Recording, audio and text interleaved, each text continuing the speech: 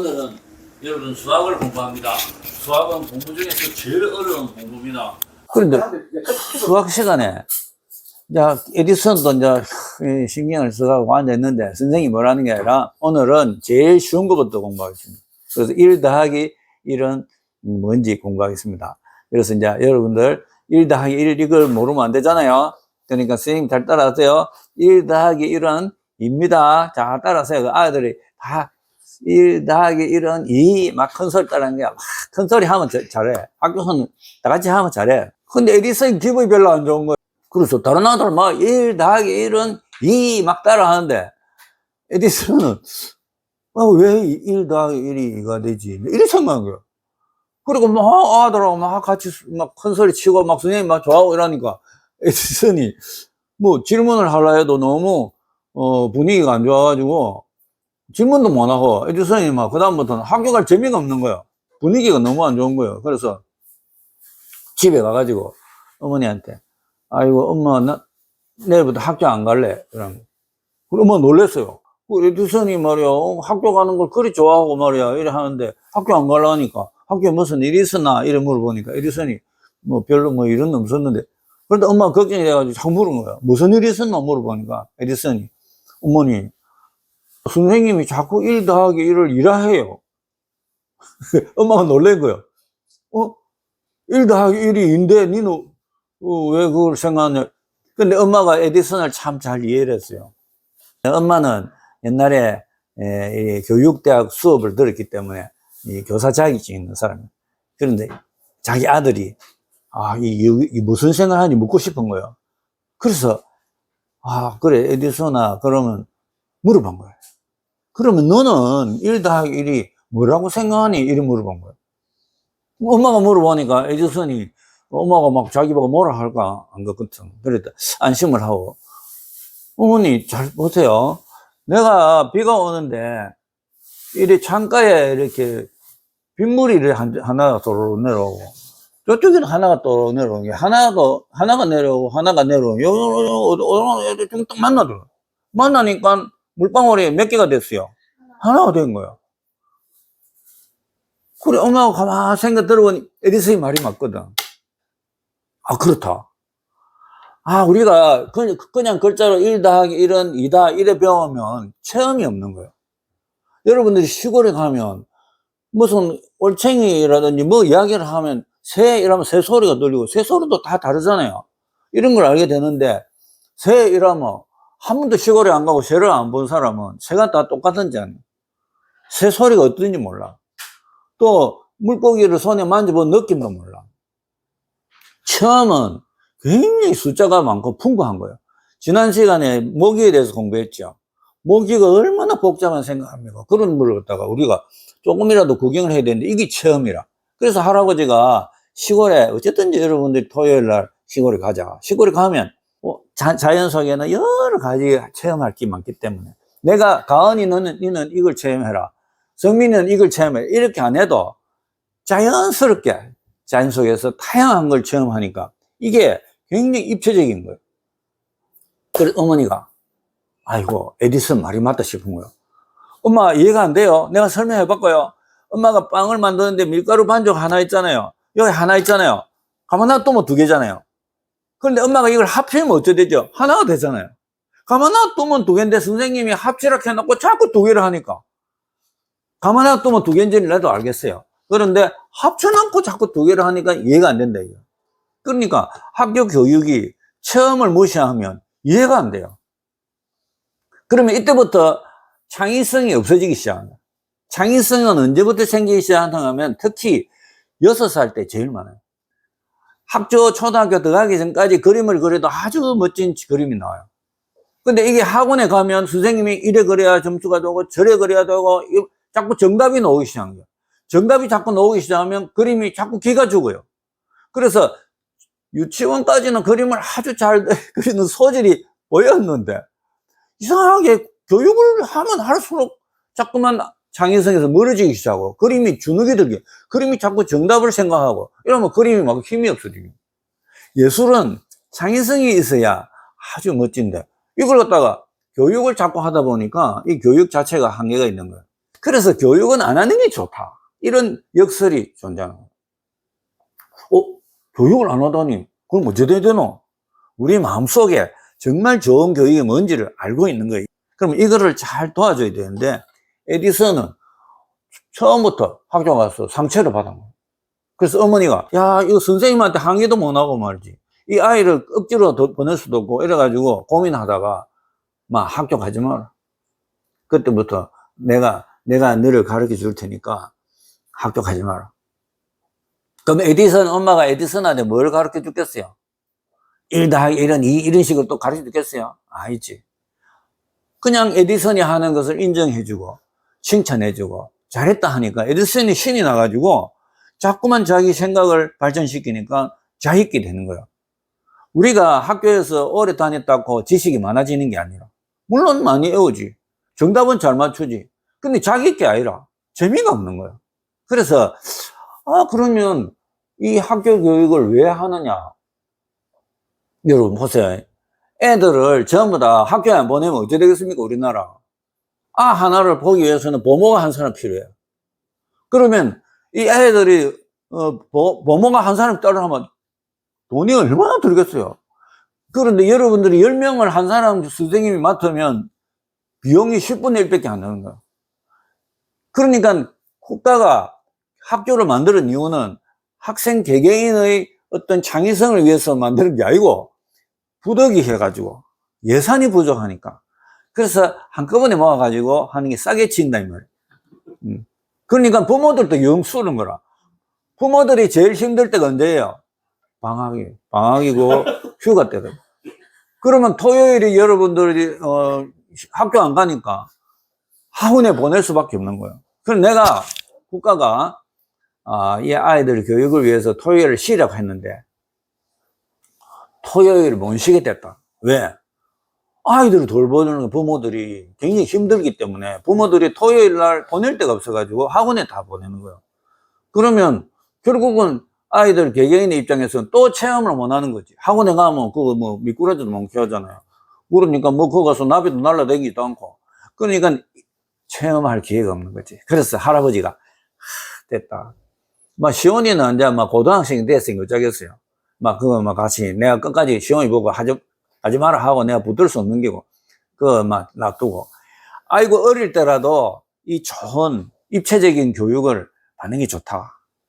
자, 그러면 여러분들이 1 더하기 1은 2라는 것이 숫자적으로 하면 설명이 다 다를 수 있는 거예요. 여러분 보세요. 물방울 가서 설명하면 1 더하기 1은 1이라. 맞아요.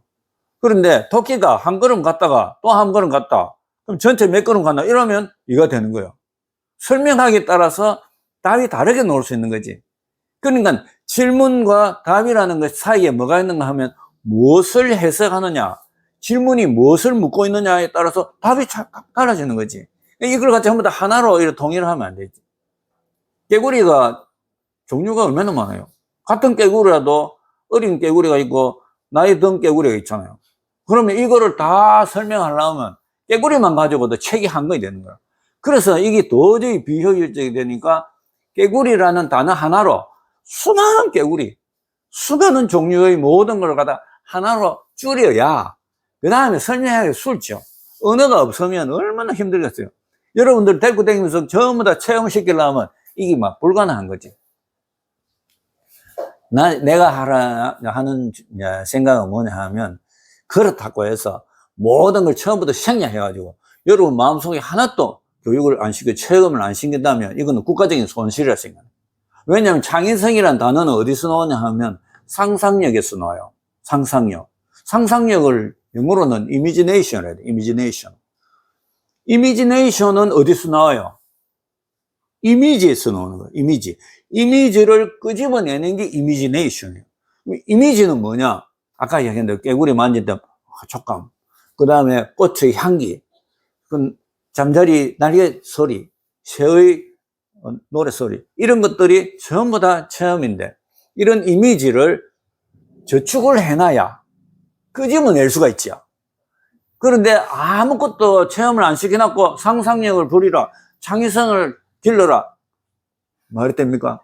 학생들한테 그냥 아무 이미지도 체험을 안 시켜놓고 창의성을 내시오. 창의성이 중요합니다. 그러면 안 되죠. 우리나라 교육이 그렇다 이 말입니다. 말은 창의성을 길러라 하지만 여러분 어릴 때 학교에서 아이들 데리고 잘 나갑니까? 소풍도 1년에 한 번밖에 안 갑니다. 내 친구가 교육청에 있었어요. 내가 한번 찾아가 봤어요. 그런데 사회교육 담당이라, 이런 체험교육 담당이라. 그런데 뭘 하나 이라는 게 학부형들한테 체험교사의 양성을 한다 이기라. 그런데 실컷 교육을 다 시켜놨고도 부모들이 한 번도 기회를 안 줘요. 교장선생님들마다 다 신청해라도 안 해. 왜 교장선생님들이 체험시험 이런 교육을 안 합니까? 아들 데리고 나가 밖에 나가 사고 나면 자기 책임지려. 그러니까 교장선생님들이 아무도 신청을 안 하는 거예요. 교장선생님이 각 담임선생님들한테 체험교육을 하라고 하겠습니까? 해도 담임선생님들이 안 할래 해. 뭐라고 내 아들 데리고 밖에 나가서 사고 나면 내 책임인데요. 하면서 안 합니다. 그러니까 이거 참 문제다. 우리나라 교육이 개선이 되려면 이런 책임 문제를 국가가 책임진다든지 이래야지. 선생님이나 교장선생님한테 남의 게 나오면 어느 학교에서 체험 교육을 하겠어요? 할아버지는 왜 여러분들 데리고 시골에 갑니까? 할아버지는 여러분들이 다친다고 여러분들이 할아버지 고발하겠습니까? 그렇죠. 경찰이 잡아오겠습니까? 나는 너무 마음이 편한 거라. 우리 손자들이 시골에 가서 같이 노니까 나도 즐겁고. 내가 옛날에 할아버지 시골에 계실 적에 여름 방학 때마다 가면 할아버지가 내를 위해서 이렇게 고기도 잡아주고 나도 같이 따라다니면서 고기를 잡아 담그고 이러대. 너무 즐거운 거예요. 할아버지가 왜 여러분들이 열심히 이래 시골에 가자고 하고 또 이렇게 강의도 열심히 하겠어요. 그때 할아버지 어린 마음에 너무 행복한 거라. 이 마음을 평생 잊을 수 없어요. 내가 받은 은혜 중에서 최고 선물이라. 어떻게 갚겠어요, 이거를? 이 갚는 방법은 나도 옛날에 애할아버지처럼 시골에서 고기를 잡고 아이들하고 같이 손주들하고 같이 놀아주는 게 은혜 갚는 일이라 생각해요. 요즘은 할아버지, 할머니, 애갓집이 시골에 있는 사람이 없어요. 많이 없어요. 내가 한 번은 물어봤어요. 아파트 엘리베이터 앞에서. 아이고, 여름방학 다 됐지? 예. 그래, 너는 여름방학 때 어디 가노? 이러니까, 애갓집에 예. 이러더라고. 아이고, 내가 놀랐어요. 요새도 애갓집에 가는 아가 있는가 봐 싶어서. 그래, 너 애갓집이 어디고? 이렇게 23층이야. 이러더라고. 그래, 내가, 아이고, 불쌍타 속으로. 너희 집이나 애갓집이나 똑같네. 같은 아파트 살고 있어. 그러니까, 이게, 그래서, 이 큰일 났다. 우리 애갓집만 이래, 여러분만 좋은 게 아니라, 우리나라 많은 아이들이 많잖아요. 여러분 아이입니까? 온 나라, 우리나라에 어린이들이 많잖아요. 근데 시골에 가보니까 아이들이 없어요. 옛날에는 시골에 가면 아이들 많았잖아요. 근데 여러분들 알다시피 시골에 아이들이 없다. 그냥 할아버지 마음이 너무 슬퍼요. 야, 우리나라 사람들이 앞으로 세계에서 선진국에서 지금 아주 중요한 나라가 되겠는데, 야, 어릴 때부터 이 미래에서 우리나라가 계속 지도자가 되려면 어린 아이들에게 창의성을 길러줘야 되는데, 방법이 뭐예요? 오늘 강의, 요지. 잠깐만요. 시골로 가자. 체험을 하자. 왜 어릴 때 시골에 가서 체험을 해야 됩니까? 그 이미지를 먼저 그렇지. 알아놓고 상상력을 하기 위해. 맞습니다. 창의성은 어디서 나온다 했어요? 상상력. 상상력을 영어로 뭐라 한다 했어요? imagination. imagination은 어디서 나온다 했어요? 이미지. 이미지는 체험을 해야 됩니다. 그래서 이미지는 배우는 게 아니에요. 이미지는 흡수한다고 해요. 흡수. 이거는 그냥 사진을 찍듯이 우리 내 속에 이걸 저장을 해요. 그렇기 때문에 언어는 용량이 작아요. 여러분도 노트북이라 하면 그걸 아무리 하루 종일 그걸 써도 용량은 조금이 안 돼요. 근데 영상이나 동영상은 용량이 엄청나게 큰 거예요. 내가 어떤 걸 좋아하겠습니까? 글자 이런 거 해봐야 내가 거의 활용을 안 해요. 이걸 실제로 가서 만져보고 냄새맡고 이러면 내가 억수로 좋아합니다. 그래서 이게 입체적으로 큰 용량을 받아들이기 때문에 이걸 배운다가 빨아들인다, 흡수한다. 그래서 여러분들이 내 손자지만은 내가 늘 자랑스럽게 생각하는 게 뭔가 말로 설명할 수 없는 엄청난 용량의 이미지들이 흡수되고 있는 거예요. 언젠가는 이것이 상상이 되고 언젠간 이것이 창의력이 된다. 이 말입니다. 오늘 강의 듣고 느낀 점 한번 얘기해 보세요. 어때요? 재밌었다. 재밌었다. 또, 예, 시우. 나 이제 시골을 가야 될 이유가 생겼다. 이제 아. 이미지를 찾아야 되니까. 그렇지. 받아들이겠다. 야, 이참 강의라 나는 이제 우리 손주 중에서 누군가 이런 일을 자기 직업으로 할 수 있는 것이 참 나왔습니다. 내가 모든 걸 지원하겠어요. 여러분들 5명에게는 똑같은 기회가 있어. 나는 내 권력으로서 법이 허락하는 한 여러분에게 똑같은 기회를 주겠어요. 아이고, 오늘 잘 들었습니다. 박수.